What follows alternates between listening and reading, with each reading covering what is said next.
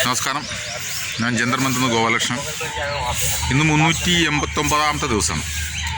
ഞാനൊരു കാര്യം പറയാൻ വേണ്ടിയിട്ടാണ് ഈ വീഡിയോയിൽ വന്നത്. എല്ലാവർക്കും അറിയാം, നമ്മുടെ ഗ്രൂപ്പിൽ നമ്മൾ കണ്ടിരുന്നു, നമ്മുടെ ഒരു ദീപം രാധാകൃഷ്ണൻ എന്ന് പറഞ്ഞ വ്യക്തി ജന്തർമന്ദറിൽ സമരത്തിരിക്കുന്ന ഒരു ഉഗ്രവാദികളാണെന്നും ഒക്കെ പറഞ്ഞ ഒരു ഓഡിയോ ശ്രദ്ധിക്കണം എന്നൊക്കെ പറഞ്ഞു. അതിൻ്റെ ഇതിൽ വന്നിട്ട് പല സംഭാഷണങ്ങളും എല്ലാവരും കേട്ടതാണ്.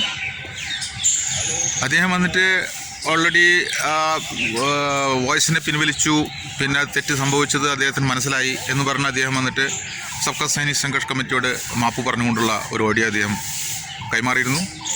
സബ്കാ സൈനിക് സംഘർഷ് കമ്മിറ്റിയുടെ മനസ്സിൽ വന്നിട്ട് അദ്ദേഹം എക്സർവീസ്മാൻ ആയിരിക്കില്ല എന്നായിരുന്നു ഉണ്ടായിരുന്നത്. പക്ഷേ അദ്ദേഹത്തിൻ്റെ ഓഡിയോയിൽ നിന്നും അദ്ദേഹം എക്സർവീസ്മാൻ ആണെന്ന് മനസ്സിലായി.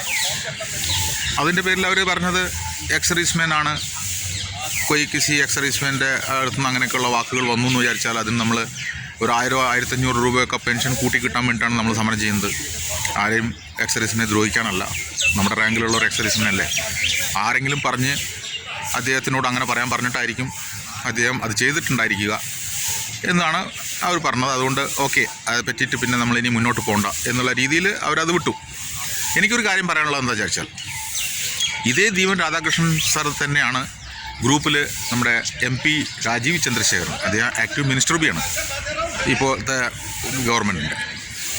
അയാളെ പറ്റിയിട്ട് അയാൾ മലയാളിയാണ് എന്ന് പറഞ്ഞിട്ടുള്ള ഒരു രാജീവ് ചന്ദ്രശേഖരൻ, അദ്ദേഹം എയർഫോഴ്സ് ഓഫീസറിൻ്റെ മകനാണ്. അതൊന്നും തന്നെ നമുക്ക് മനസ്സിലാവാം. എയർഫോഴ്സ് ഓഫീസറിൻ്റെ മകനാണെങ്കിൽ അദ്ദേഹം ജനിച്ചു വളർന്ന കുട്ടിക്കാലം തൊട്ടിട്ട് അദ്ദേഹത്തിനെ നോക്കി വളർത്തിയത് ഒരു സേവാദാറായിരിക്കും. അതുകൊണ്ട് പട്ടാളത്തിൽ വന്നിട്ട് JCO ജവാൻ എന്താണെന്നും ഓഫീസർ എന്താണെന്ന് അവരുടെ അച്ഛനിൽ നിന്ന് തന്നെ അദ്ദേഹം മനസ്സിലാക്കിയിട്ടുണ്ടാവും. പിന്നെ JCO ജവാൻ എന്താണെന്ന് അദ്ദേഹം വന്നിട്ട് ആൾറെഡി കുട്ടിക്കാലത്ത് നിന്ന് മനസ്സിലാക്കി. അതെന്തോ ആവട്ടെ, നമ്മളിപ്പോൾ അതിനെപ്പറ്റി പറഞ്ഞില്ല. പക്ഷേ അദ്ദേഹത്തിനെ പറ്റി പുകഴ്ത്തിയിട്ട് ഒരു വീഡിയോ ഇറങ്ങി. അപ്പോൾ എനിക്ക് പറയാനുള്ളത്, അദ്ദേഹം കഴിഞ്ഞ പ്രാവശ്യം നിന്ന് മത്സരിച്ച ആ നിയോജക മണ്ഡലത്തിൽ ഈ പ്രാവശ്യം മത്സരിക്കാൻ എന്താണ് അദ്ദേഹത്തിന് ഭയം? അപ്പോൾ അദ്ദേഹം പറഞ്ഞതെല്ലാം ശരിയാണെങ്കിൽ, ഇപ്പോൾ അദ്ദേഹത്തിൻ്റെ വീഡിയോ കൂടെ നമ്മൾ കേൾക്കുന്നതെല്ലാം ശരിയാണെങ്കിൽ, അദ്ദേഹത്തിൻ്റെ നിയോജക മണ്ഡലത്തിൽ മത്സരിച്ചാൽ പ്രശ്നമൊന്നുമില്ലല്ലോ. അതുകൊണ്ട് അദ്ദേഹത്തിനെ കണ്ടം വഴി ഓടിച്ചു വിട്ടിരിക്കുകയാണ്. അദ്ദേഹം ആ ഏരിയയിൽ എവിടെ നിന്ന് അദ്ദേഹത്തിന് ഇലക്ഷൻ ജയിക്കാൻ പറ്റില്ല എന്ന് മനസ്സിലാക്കിയതുകൊണ്ട് അദ്ദേഹം കേരളത്തിലേക്ക് വന്നു. അപ്പോൾ കേരളത്തിൽ വന്നു നോക്കുമ്പോൾ അദ്ദേഹം മലയാളിയാണെന്നും അദ്ദേഹം എന്തൊക്കെയോ കാര്യങ്ങൾ ചെയ്തിട്ടുണ്ട് രാജ്യത്തിന് വേണ്ടിയിട്ടെന്നും എല്ലാം വന്നിട്ട് നമ്മൾ അദ്ദേഹത്തിൻ്റെ വീഡിയോ ഒന്ന് മനസ്സിലാക്കി. അപ്പോൾ എനിക്ക് പറയാനുള്ളത് എന്താണെന്ന് വിചാരിച്ചാൽ, അദ്ദേഹത്തിൻ്റെ പേരിൽ കേസ് നിലവിലുണ്ട്. IPC ആക്ട് 43, 499, 500 ഈ വക ആക്ടുകളിലൊക്കെ അദ്ദേഹത്തിൻ്റെ പേരിൽ കേസ് നിലനിൽക്കുന്നുണ്ട്. അദ്ദേഹം നല്ല രീതിയിൽ വന്നിട്ട് 2013 വന്നിട്ട് കോശിയാരി കമ്മിറ്റിയിൽ അദ്ദേഹം എന്തൊക്കെ ചെയ്തു. അപ്പോൾ പിന്നെ ഈ പ്രശ്നങ്ങൾ ചോദിച്ച് നമ്മൾ ഈ ഒരു വർഷമായിട്ട് ഇവിടെ സമരം ചെയ്യുന്നതിൽ എന്താണ് അർത്ഥം? അപ്പോൾ അദ്ദേഹത്തിൻ്റെ ഈ വീഡിയോ അതിൻ്റെ ഉള്ളിലേക്ക് പോസ്റ്റ് ചെയ്തതും വന്നിട്ട് നമ്മുടെ ദീപൻ രാധാകൃഷ്ണൻ എന്ന് പറഞ്ഞ വ്യക്തിയായിരുന്നു. അതേ സ്ഥാനത്ത് അത് പോസ്റ്റ് ചെയ്ത കൂട്ടത്തിൽ ജന്തർമന്ദർ സമരത്തിലിരിക്കുന്നവർ ഉഗ്രവാദികളാണെന്ന് പറഞ്ഞതും അദ്ദേഹമായിരുന്നു. അപ്പോൾ അദ്ദേഹത്തിനെ കൊണ്ട് ഇത് പറയിപ്പിച്ചത് ആരാണെന്ന് ഇതിൽ നിന്ന് നിങ്ങൾക്ക് മനസ്സിലാക്കാം. ഇപ്പോൾ 2024 ഇലക്ഷൻ ആയതുകൊണ്ട് പല ഓഫീസേഴ്സും മാളത്തുനിന്ന് പുറത്തു വന്നിരിക്കുകയാണ്. അതായത് ഓഫീസേഴ്സിൻ്റെ മക്കളും പുറത്തു വന്നിട്ടുണ്ട്. അതായത് ഇതിനെയാണ് പറയുന്നത് പൊളിറ്റിക്കൽ നാടകങ്ങൾ. നമുക്ക് നമ്മുടെ കാര്യങ്ങൾ മനസ്സിലാക്കുക. രാജീവ് ചന്ദ്രശേഖർ എന്ന് പറഞ്ഞ വ്യക്തി എക്സർവീസ്മെൻ സമുദായത്തിന് JCO ജവാന് വേണ്ടി ഒന്നും ചെയ്തിട്ടില്ല. ഇനിയൊരു കാര്യം പറയാം, അദ്ദേഹം വന്നിട്ട് എക്സർവീസ്മെൻ പല എന്തെങ്കിലും കാര്യങ്ങൾ പറ്റി JCO ജവാൻ്റെ മനസ്സിലുള്ളത് എഴുതുമ്പോൾ അത് ന്യൂസ് പേപ്പറിലേക്ക് കൊടുക്കുമ്പോൾ ആ ന്യൂസ് പേപ്പറിൽ അത് അടിച്ചു വരുന്ന സമയത്ത് അതിൻ്റെ താഴത്ത് രാജീവ് ചന്ദ്രശേഖരൻ എഴുതിയിട്ടുണ്ടാവും. ആശയങ്ങൾ കണ്ടുപിടിച്ചത് ആരെങ്കിലും ആയിരിക്കും. പക്ഷേ IT ഡിപ്പാർട്ട്മെൻറ്റിലായതുകൊണ്ട് ന്യൂസ് പേപ്പർ പാർട്ടി അത് അദ്ദേഹത്തിന് കൈമാറും. ഉടനെ വന്നിട്ട് അതിൻ്റെ മുകളിൽ ചെറിയ മാറ്റങ്ങൾ വരുത്തി അതിനെ ന്യൂസ് പേപ്പറിലേക്ക് കൊണ്ടുവരുമ്പോൾ അതിൻ്റെ താഴത്ത് രാജീവ് ചന്ദ്രശേഖരൻ എഴുതിയിട്ടുണ്ടാവും. ആരാണോ ആ ന്യൂസ് വന്നിട്ട് ന്യൂസ് കൊടുത്തത്, എഡിറ്ററുടെ അടുത്ത് ഏൽപ്പിച്ചത്, ആ ആളുടെ പേരിൽ ആ ന്യൂസ് പുറത്തു വരില്ല. ആ ആൾ വിചാരിക്കുന്നത് ആ ന്യൂസ് വന്നിട്ട് എഡിറ്റിംഗ് ആയില്ല, അത് വന്നിട്ട് പുറത്തു വന്നില്ല. പക്ഷേ ഇദ്ദേഹമായിട്ട് കോൺടാക്ട് ചെയ്യുമ്പോൾ അദ്ദേഹം അതിന് വേറെ രീതിയിൽ അതിന് മുകളിൽ ഷർട്ടൊക്കെ അണിയിപ്പിച്ച് പൗഡറൊക്കെ ഇട്ട് ആ ന്യൂസിനെ തന്നെ പുറത്തു കൊണ്ടുവരുമ്പോൾ അതിൻ്റെ താഴെ രാജീവ് ചന്ദ്രശേഖരൻ എഴുതിയിട്ടുണ്ട്. ഇങ്ങനെയുള്ള ചില കാര്യങ്ങളും അദ്ദേഹത്തിനെ പറ്റിയിട്ട് ഇവിടെ നോർത്ത് ഇന്ത്യയിൽ പരസ്യമായി എല്ലാവർക്കും അറിയുന്നതാണ്. ഇലക്ഷനാണ്, അദ്ദേഹം ജയിക്കട്ടെ, അതിനെപ്പറ്റി എനിക്ക് കുഴപ്പമൊന്നുമില്ല. അതായത് നമുക്ക് ആർക്കും അതിനെ പറ്റി ഒന്നും തിങ്ക് ചെയ്യേണ്ട ആവശ്യമില്ല.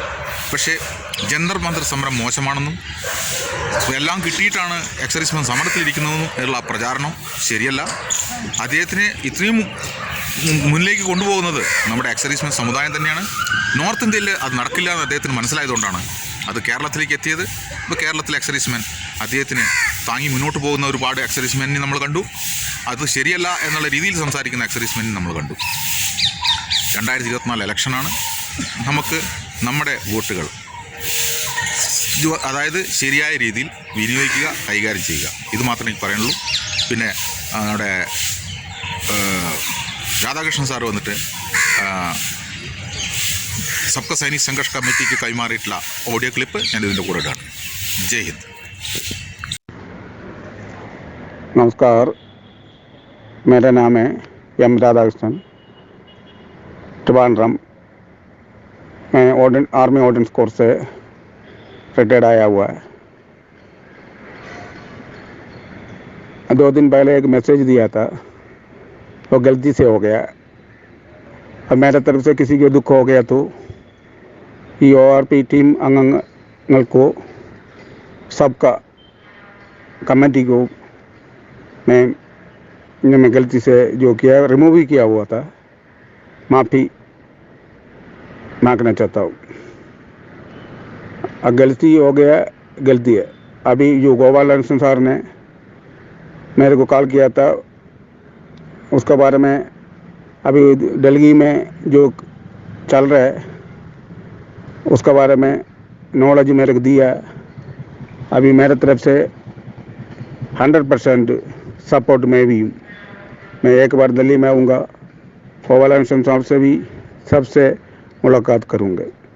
अभी मैंने जो गलती से दिया वो फॉरवर्ड हो गया और मैसेज को गलती से हो गया। अभी मैंने दिल से नहीं बोला हुआ, किसी ने भड़काया होगा, किसी ने बोला हुआ। ऐसे ऐसे आदमी लोग उधर करते हैं, लेकिन कोई भी ऐसे आदमी लोग नहीं है। वो सब अच्छा आदमी लोग करके मेरे को मालूम पड़ गया।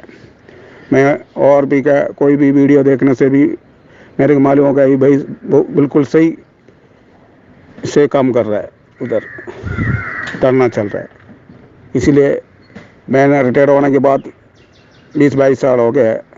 2001 में आने के बाद मलयालम में ज़्यादा बातचीत करता हूँ, लेकिन हिंदी में कुछ बातचीत में जो फ़र्क आएगा उसमें भी गलतियाँ होगा तो माफ़ कर लेना। आगे धरना को भी आपका जो जंतर मंतर में सबको मेरा भाई लोग भी मैं 100% सपोर्ट हूँ। मेरा सपोर्ट हमेशा होगा। धन्यवाद।